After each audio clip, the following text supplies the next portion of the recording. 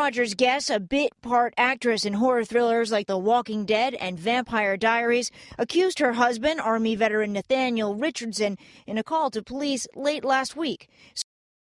Shannon Gu Richardson seemed like your average, aspiring actress living in a small Texas town, but she was definitely not just a regular suburban mom.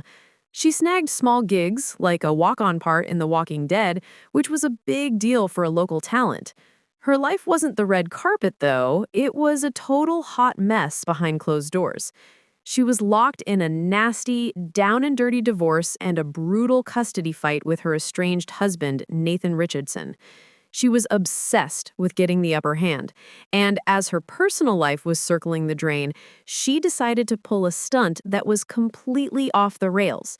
Instead of just hiring a better lawyer, she decided to escalate things to a level that was straight up insane, mixing her domestic drama with a serious national security threat. She was about to turn her personal war into a federal case, all because she couldn't let go of the grudge. This whole situation went from a local dispute to a top-tier federal investigation in the blink of an eye. Shannon got her hands on some castor beans, the source of ricin, and secretly whipped up the deadly poison. She then mailed letters containing the toxin to some of the biggest names in the U.S., President Barack Obama, NYC Mayor Michael Bloomberg, and a gun control advocate. The letters were laced with threats about gun rights, designed to look like they came from a radical, anti-government nutjob. Seriously, the optics were devastating. The entire country was on high alert, thinking a bioterrorist was on the loose. The moment the FBI and Secret Service got involved, this whole thing became a major front-page deal. She had just gone full-on dark side, trading her bit-part acting career for a lead role as a domestic terrorist. Here's where the story gets totally bonkers, and her plan completely blew up in her face. Trying to be slick, Shannon called the cops herself, claiming that her husband, Nathan, was the one who sent the ricin letters, arguing he was a crazy, gun-obsessed guy. She was trying to frame him and finally win that custody battle, a classic bait and switch. But the FBI is not messing around, and they quickly spotted the flaws in her pathetic script. They tracked the envelopes back to her area, checked her handwriting, and, most importantly, found her DNA on the envelope sealant. The ultimate betrayal? They checked her computer and found a history of searches like how to make ricin. She thought she was being a criminal mastermind, but the evidence was screaming her name. She had built the perfect trap, only to fall right into it herself. When the FBI showed up with a warrant, the game was over. Shannon was busted, and the charges were heavy: developing and possessing a biological toxin for use as a weapon. That's not a joke. That's straight-up federal time. She tried to fight it, but the overwhelming forensic evidence was too much to overcome. She eventually copped a plea, pleaded guilty, to avoid a trial that would have been a national spectacle. In 2014, the judge dropped the hammer, sentencing her to 18 years in federal prison. It was a harsh but fair verdict for a woman who used a deadly poison as a weapon in a personal feud. Her story is a crazy reminder of how desperation, combined with zero common sense, can turn a suburban mom with Hollywood dreams into a federal inmate. That little acting career? Fug about it. Joining me right now and taking your calls, he survived a hit. He opens the door to a hail of bullets with me right now. Claudia Haro had a taste of the big time, marrying actor Joe Pesci and landing roles in movies like Casino. But after their divorce, she married stuntman Garrett Warren. That marriage was also short-lived, and by 2000, they were locked in a seriously nasty divorce and custody battle. This wasn't just typical Hollywood drama. This was the kind of feud that makes lawyers rich and people desperate. Haro was allegedly furious, bitter, and couldn't handle the situation going against her. Instead of settling things in a courtroom like a regular person, she decided to tap into her darker connections. She allegedly used her brother, a convicted felon, and others to set up a hit on Warren. This wasn't a crime of passion, it was a cold, calculated plan to remove her ex-husband from the picture entirely. The execution of the crime was brutal and shocking. In May 2000, Garrett Warren opened the door to his apartment in Westlake Village, California, and was immediately met with a hail of bullets from a gunman. He was shot 4 times in the chest, neck, hip, and most devastatingly, in the right eye. The gunman even fired shots at Warren's 64-year-old mother, who luckily wasn't hit. Warren, a successful stuntman, somehow survived the execution attempt, but he permanently lost his right eye. The audacity of the crime, a hit in a quiet neighborhood against a well-known industry figure, sent shockwaves through Hollywood. The investigation initially stalled, but police eventually pieced together the trail of payments and threats. Everyone in the know was whispering about who was crazy enough to arrange a hit, and eventually, the whispers led right back to the actress herself. The case was a total slow burn. It took 5 long years for the law to catch up with the players. In 2005, the whole twisted plot finally came undone when Haro's brother and the gunman were arrested, and they soon flipped on the mastermind. In a shocking twist, the brother agreed to testify against his own sister. Haro was arrested and charged with 2 counts of attempted murder, one for Warren and one for the earlier failed attempt. The whole thing was plastered across the news, turning the former actress into a certified Hollywood hit woman. Her defense team fought like crazy for years, dragging the case out with numerous delays, but the evidence, including the testimony from her brother and alleged hit notes, was overwhelming. Facing a potential life sentence, Haro knew she was completely out of luck, and her acting days were definitely done. The saga finally wrapped up in 2012 when Claudia Haro entered a plea of no contest to the 2 counts of attempted murder and a principal firearms charge. She was sentenced to 12 years and 4 months in state prison. It was a massive fall from grace, going from walking the red carpet at premieres for movies like Casino to wearing a prison uniform at the California Institution for Women. Her case remains a chilling example of how the darkness of a bitter divorce can lead to unthinkable violence, even among the wealthy and famous. She served approximately 8 years of her sentence and was paroled in August 2019. Her victim, Garrett Warren, survived and continues to work as a successful stunt coordinator. But the cost of the divorce, the loss of his eye, is a permanent scar left by the desperate revenge of his ex-wife. I'm unsettled, I'm devastated, I'm hurt beyond belief. This experience has deepened my perception of what you are all going through and how. Amy Locane was a talented actress who had her moment in the spotlight, starring alongside Johnny Depp in the cult classic Cry Baby and landing a part on the hit show Melrose Place.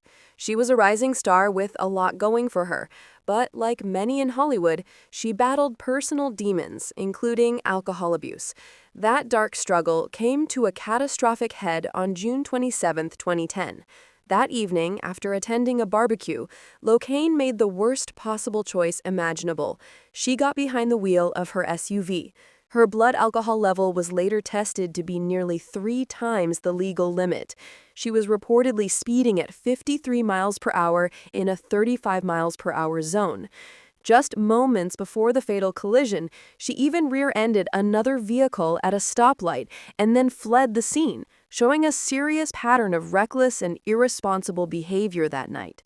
Her decision to drive that night was not an accident. It was a crime in progress, leading directly to the ultimate tragedy just a few minutes down the road. The tragedy unfolded when Locaine's speeding vehicle slammed into the car of Fred and Helen Seaman as they were turning into their driveway in Montgomery, New Jersey. The impact was devastating, utterly shattering the lives of the Seaman family. Helen Seaman, a beloved 60-year-old wife and mother, died instantly at the scene of the crash. Her husband, Fred Seaman, was severely injured, nearly losing his own life. The emotional toll was immediately compounded when the Seaman's son ran out of the house after hearing the massive crash, only to witness his mother's death on their front lawn, a truly harrowing and unforgettable trauma. Court testimony later revealed that Locaine was found in a nearby ditch after the crash, allegedly giggling, a detail that horrified and infuriated the Seaman family and the public. Locaine later claimed this was due to a concussion, but for the victim's family, her reaction was perceived as a brutal lack of remorse. The actress was charged with second-degree vehicular manslaughter and assault by auto, trading her glamorous life for a courtroom battle. The trial of Amy Locaine became a national talking point, focusing heavily on the issue of sentencing fairness. In 2013, the jury convicted her of vehicular homicide, and the prosecution pushed for a tough sentence to reflect the severity of the crime. However, the trial judge, Robert B. Reed, ultimately handed down a surprisingly light sentence of just 3 years in state prison. The judge cited mitigating factors. This ruling sparked immediate outrage from the victim's family, with Fred Seaman publicly shouting at the judge, calling the sentence a travesty, and arguing that Locaine's parental status should not give her a pass to kill my wife. The outrage was shared by the state, which immediately appealed the sentence for being too lenient. This decision set off a chaotic, unprecedented, decade-long legal saga, ensuring that the tragedy and the controversy would continue to haunt all parties involved. The legal drama surrounding Amy Locaine became a total mess due to the repeated appeals, which led to an almost unheard-of situation. The actress was sentenced 4 separate times by 3 different judges over the course of nearly 10 years. After serving her initial 3-year sentence and being released, prosecutors successfully argued multiple times that the sentences were too short and did not adhere to state guidelines. Locaine's defense team repeatedly argued that sending her back to prison violated her double jeopardy rights, a core protection against being tried or sentenced twice for the same crime. This legal tug-of-war finally culminated in 2020, when a judge agreed with the prosecution that Locaine still failed to fully acknowledge her culpability. She was then sentenced to 8 years in state prison, requiring her to serve more than 6 years before parole eligibility. This final ruling put an end to the agonizing legal fight, but for the Seaman family, no sentence could ever bring back Helen, leaving an indelible scar on their lives and highlighting the brutal human cost of drinking and driving.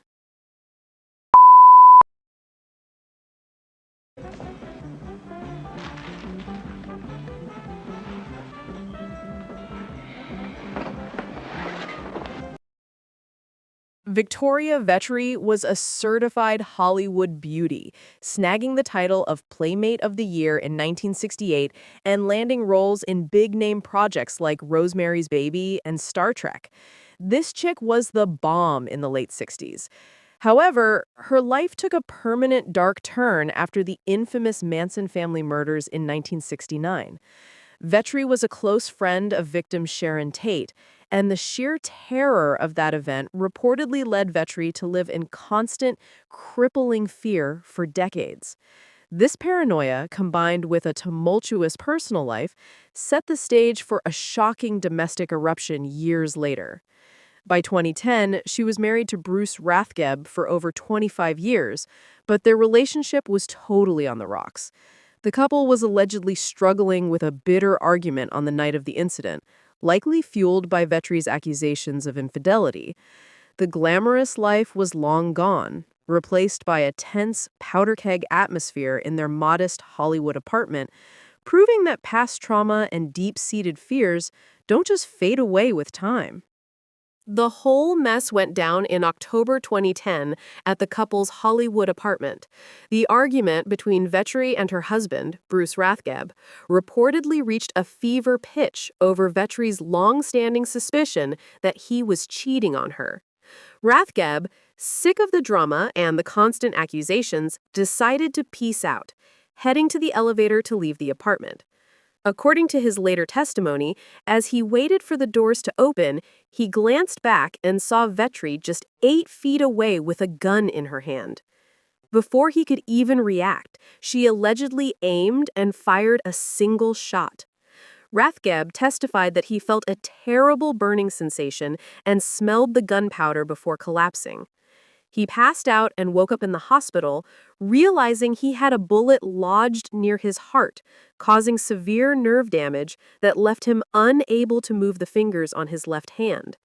The sight of the former star aiming a weapon at her husband was a stark, brutal contrast to the glamorous image she once sold, completely blowing up the remnants of her public life. The initial charges against Vetri were no joke. She was booked on attempted murder and held on a massive $1.5 million bail. The story instantly became a media frenzy. The Playmate shooting case was front-page news. Her defense team fought hard, arguing that the shooting was not premeditated murder, but a tragic result of a long, emotionally fraught relationship, and that the charge should be reduced. The testimony from Bruce Rathgeb, who bravely recounted the terrifying moment his wife shot him, was critical in holding her accountable. Recognizing that the prosecution had a strong case, Vetri's legal team eventually brokered a deal. The charge was reduced to attempted voluntary manslaughter. Vetri agreed to enter a plea of no contest, which in legal terms is essentially a guilty plea without formally admitting guilt. This move avoided a drawn-out, embarrassing trial, but it didn't save her from the serious consequences coming down the pipeline. In September 2011, the judge handed down the final verdict: 9 years in state prison for attempted voluntary manslaughter. The sentence marked the tragic end of Vetri's tumultuous journey, concluding a life that was defined by early stardom and late-life crime. She was also ordered to pay a substantial amount to the Victim Restitution Fund. The judge's decision was firm, acknowledging the severity of the violence and the irreparable harm done to Bruce Rathgeb. Vetri served her time, eventually being released on parole in April 2018 at the age of 73. The entire case stands as a cautionary Hollywood tale, a chilling illustration of how fame and beauty offer no shield against the dark forces of jealousy, anger, and long-simmering fear. The Playmate shooting remains one of the most unforgettable and tragic stories of an actress who traded her screen career for a lengthy prison sentence. Actress Allison Mack is now in prison. She began serving her sentence for manipulating women into becoming branded sex slaves. She's at a low-security facility in the Northern California town. Allison Mack was a familiar face to millions of TV fans, best known for playing Chloe Sullivan on the popular series Smallville.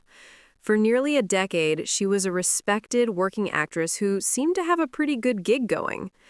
However, away from the Hollywood spotlight, Mack was falling deep into the orbit of a secretive, manipulative organization known as NXIVM.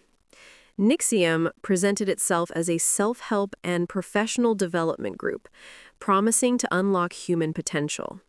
Mack initially joined in 2010, believing in its message of empowerment, but she quickly became one of the organization's top recruiters and most fervent believers, rising through the ranks to become the right-hand woman for NXIVM's charismatic and controlling leader, Keith Raniere.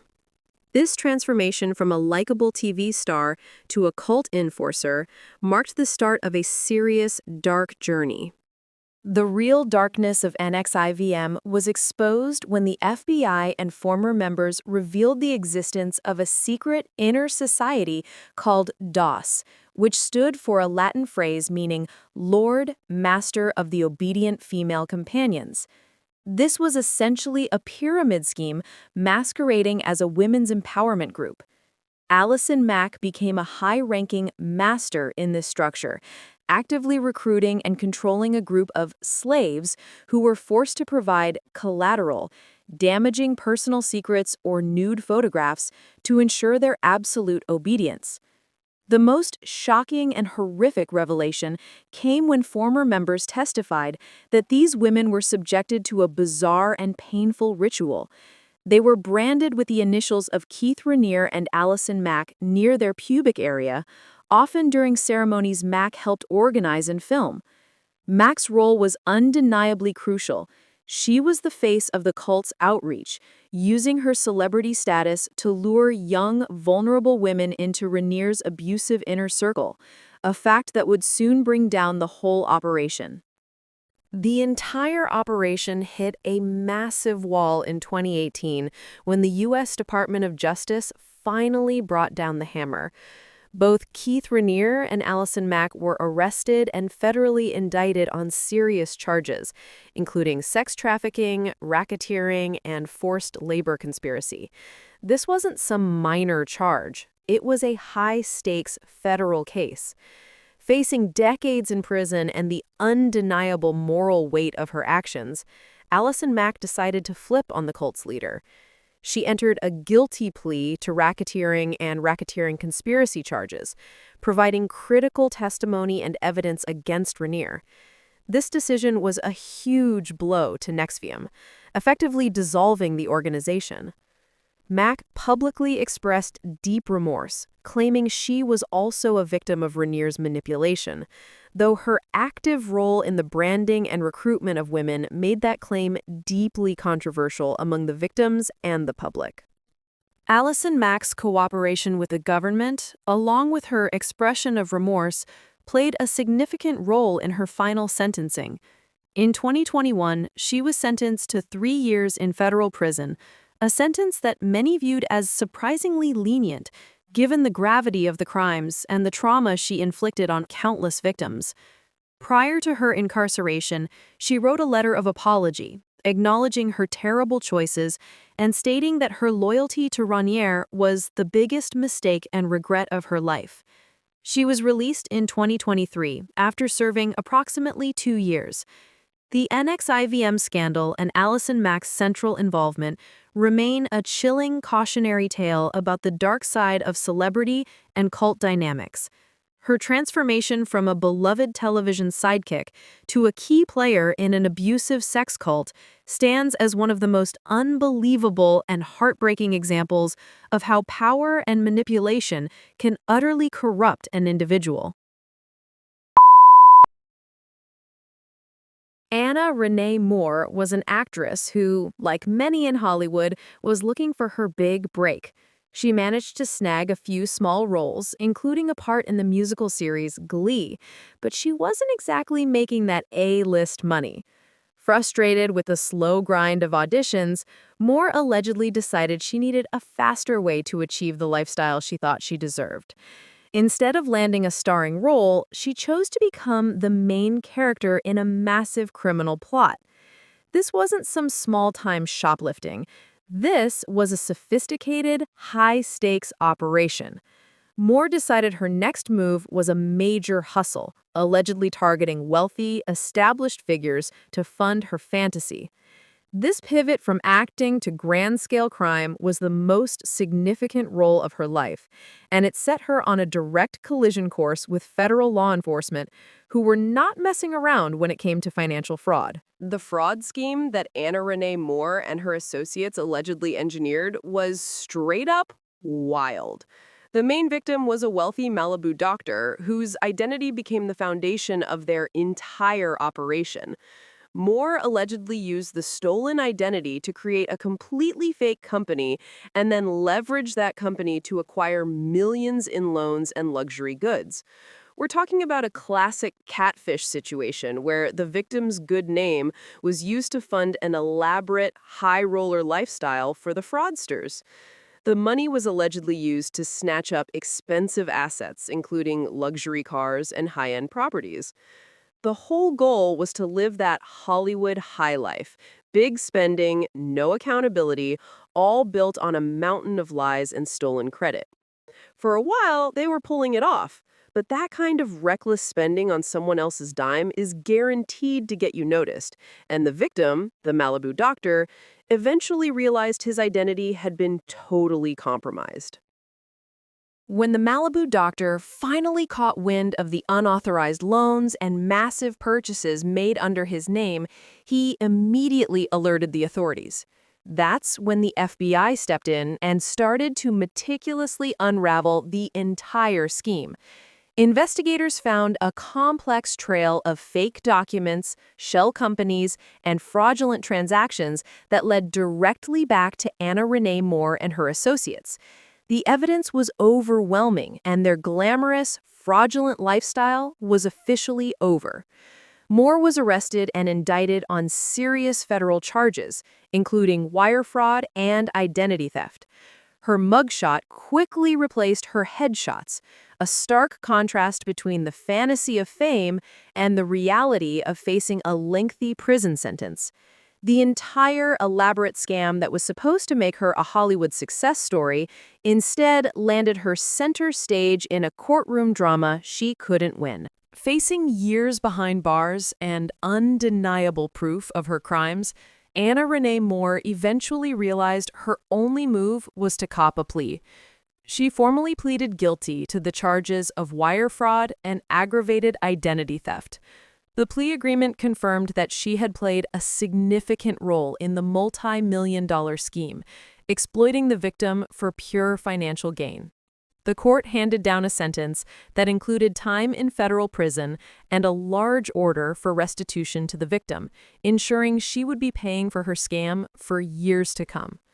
The case serves as a major cautionary tale for anyone looking for a shortcut to wealth. Using stolen identities to finance a fake lifestyle has severe, life-altering consequences.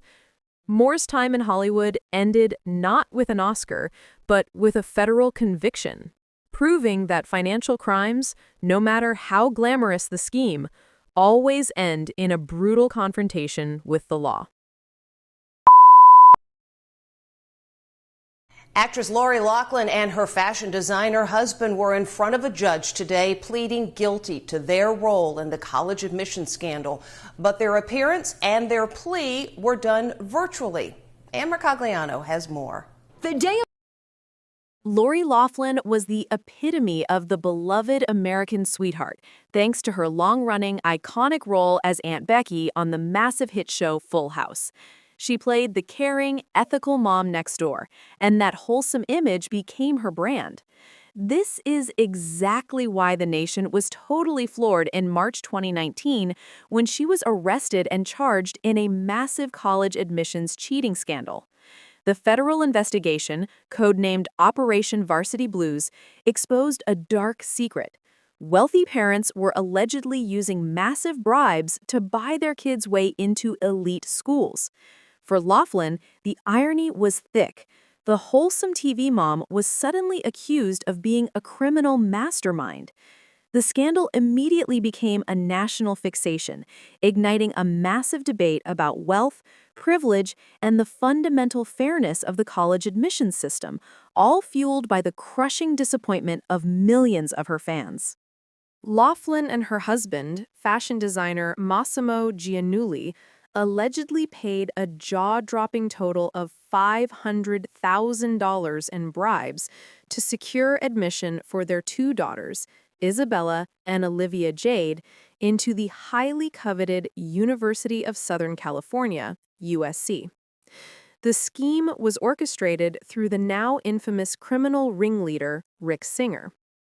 The plan was simple and brazenly fraudulent. Singer allegedly worked with USC officials to have both of the Laughlin daughters falsely designated as recruits for the USC crew team. The daughters, who notably did not row crew, had their athletic profiles falsified, complete with staged photos of them on rowing machines. The entire conspiracy was designed to bypass the legitimate, highly competitive admissions process, using their immense wealth to cheat the system. This brazen attempt to buy success for their kids turned the case into a symbol of unchecked elite entitlement. Following their arrest, Laughlin and Giannulli initially took a hard line, refusing to plead guilty and maintaining that they were just making donations that wealthy parents often make. This strategy seriously backfired. The public outrage only intensified, seeing their defense as arrogance and a refusal to acknowledge the wrong they had done. The media coverage was a total circus, tracking every court appearance. Federal prosecutors, determined to prove that no one is above the law, pressed hard, threatening to put Laughlin on trial and possibly hit her with even tougher charges. Recognizing they couldn't beat the overwhelming evidence, which included wiretaps and email exchanges, the couple eventually caved. In a sharp reversal, they formally agreed to plead guilty to conspiracy to commit wire and mail fraud, finally acknowledging their criminal conduct after over a year of denial. Laughlin's guilty plea didn't spare her from punishment. The judge sentenced her to 2 months in federal prison, $150,000 fine, and 100 hours of community service. While her husband, Giannulli, received a longer sentence of 5 months, the final ruling was considered a clear victory for the prosecution in establishing that privilege does not equal immunity. Laughlin served her time at a federal facility in Dublin, California, enduring the ultimate public humiliation. The consequences were immediate and severe. She was fired from her role on the Fuller House reboot and lost all her lucrative Hallmark Channel contracts. The entire scandal permanently shattered her meticulously crafted image. The case of Lorie Laughlin remains a landmark example of how the desperation for status and the misuse of wealth can lead to a stunning fall from grace, proving that even a beloved TV mom can't outrun the long arm of the law. I had to give my daughter a chance at a future. And so it was sort of like my daughter's future, which meant I had to break the law. Felicity Huffman was already a Hollywood legend, an Emmy Award winner beloved for her long-running, acclaimed role on the massive hit show Desperate Housewives. She was the definition of an A-list working actress, known for her dedication and skill. That entire reputation went up in smoke in March 2019, when the Operation Varsity Blues college admissions scandal broke, and her name was right near the top of the indictment list. The irony was palpable. The talented actress who always played complex, often flawed characters was now revealed to be a genuine criminal. Huffman and her husband, actor William H. Macy, were accused of paying bribes to manipulate their daughter's college applications. The whole situation became an immediate, global media frenzy, proving that even celebrities who seem to have it all are not above the desperation and corruption that comes with trying to secure a competitive spot for their children.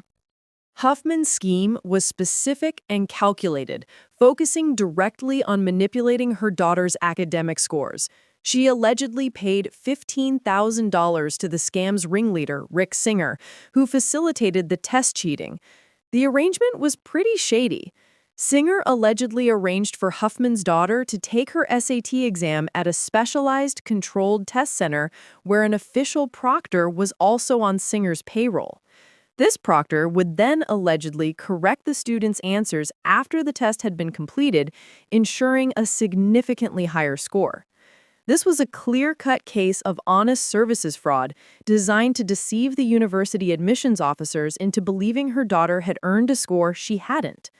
Unlike some of the other defendants in the case, Huffman's involvement was relatively contained to this single transaction, but it was still undeniable proof that she used her privilege and money to break the law and give her child an unfair advantage.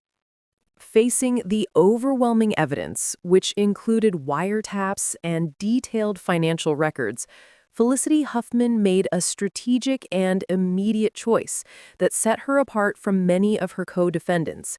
She didn't fight the charges. She chose to own it. Within weeks of the arrests, she issued a deeply remorseful public statement, accepting full responsibility for her actions and stating that she was ashamed of the pain she had caused.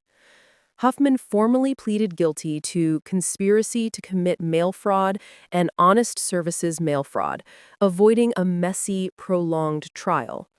Her quick acceptance of responsibility was a critical legal move that allowed her to negotiate a lighter sentence, and it was widely contrasted with the actions of Lorie Laughlin, who initially chose to fight the charges. Huffman's willingness to admit, "Yes, I did this," helped turn the tide of public opinion from pure outrage toward a more nuanced view of her severe mistake. In September 2019, the judge handed down the verdict, making her the first parent to be sentenced in the massive Varsity Blues scandal.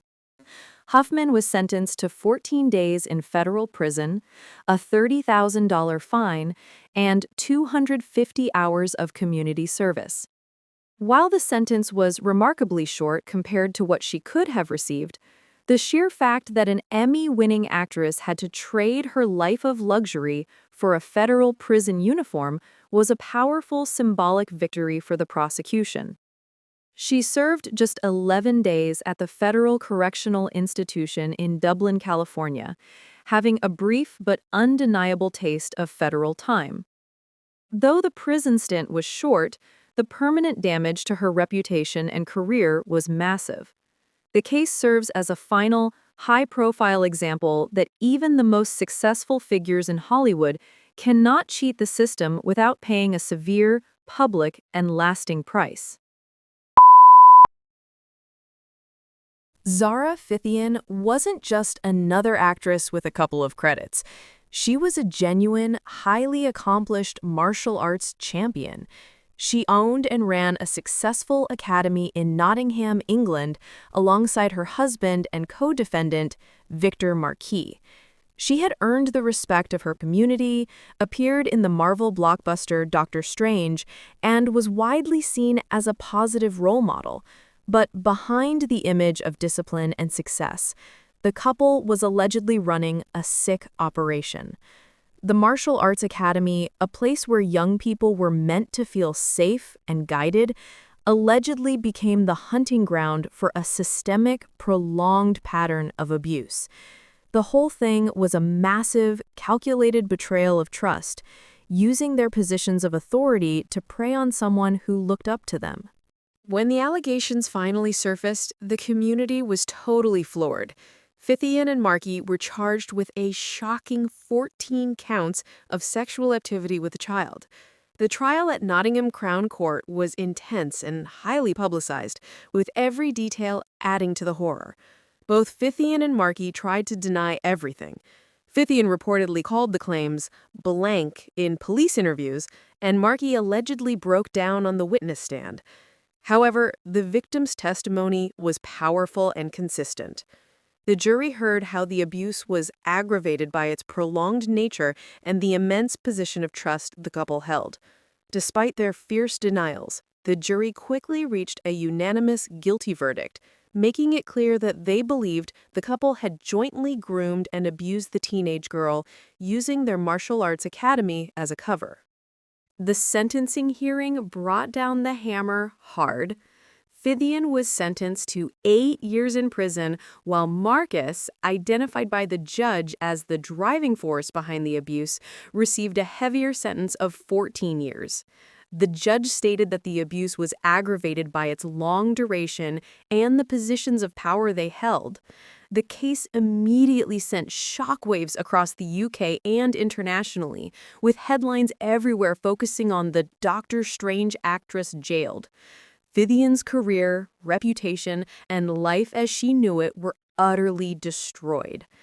The case stands as a tragic and sobering example of how a carefully crafted public image of success and heroism can hide systemic criminal abuse, leaving a permanent scar on the community and the victim who bravely came forward to expose the truth. We're now getting some breaking news on the broadcast. This is amid the probe into the Karnataka gold smuggling case. Kannada actor Claudia Haro has written to the additional. Rana Rolfe was a rising star in the South Indian film industry, snagging roles that put her in the spotlight. Like many aspiring actresses, she lived a life that appeared to be all glamour and red carpet appearances. However, behind the scenes, she was allegedly involved in a secret high-stakes game that had nothing to do with acting: gold smuggling. In India, gold is not just jewelry. It's a huge part of the economy, making smuggling a federal crime that's no joke. Rana Rolfe allegedly used her privileged status and the ease with which she could travel internationally to become a key courier in a major operation. The contrast between her professional life, built on fantasy and fame, and her criminal life, built on illegal trade and secrecy, was straight up wild. She was playing a risky game, and it was only a matter of time before customs officials caught on to her double life. In India, being caught in a major smuggling racket is taken seriously, and that's when the Kofe Posa hammer drops. This is the Conservation of Foreign Exchange and Prevention of Smuggling Activities Act, a strict law that allows authorities to detain individuals suspected of economic crimes without trial for several months to prevent them from carrying out further offenses. Following her arrest, Rana Rolfe was reportedly detained under this severe law. This meant she couldn't simply post bail and walk free. She was locked down, and her movements were completely restricted, underscoring the gravity of the federal offenses she was charged with. This move by the authorities was a clear signal that they were not messing around, and that this was a serious case of organized crime, not just some minor mistake. The detention under Kofe Posa ensured that the entire investigation could proceed without interference from the powerful smuggling syndicate. The gold smuggling operation Rana Rolfe was allegedly involved in wasn't just small time. It was sophisticated, organized, and running millions of dollars worth of illegal gold. The whole scheme hinged on exploiting loopholes and using couriers who wouldn't immediately raise suspicion, and a glamorous actress was the perfect face for the job. However, Indian authorities, particularly the Directorate of Revenue Intelligence, DRI, are highly trained and were reportedly tracking the movements of this ring for a while. The eventual sting operation was a major bust. Rana Rolfe was arrested for violating the country's Customs Act and for her involvement in the illegal import of gold. The immediate consequence was the seizure of the illegal gold and the public humiliation of the actress. For a celebrity, being arrested for a financial crime like smuggling is a permanent death sentence for their career, and the news